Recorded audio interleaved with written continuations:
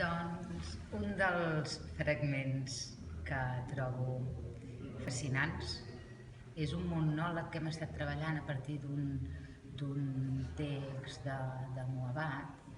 que ja havíem començat els assajos, va portar l'Oriol el text ja bastant més endavant, i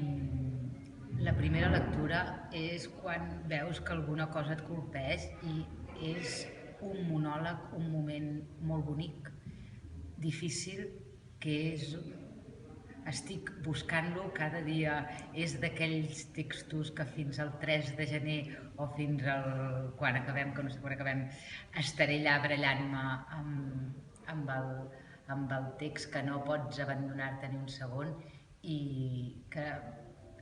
realment és un regal que m'ha tocat viure aquest moment de la funció.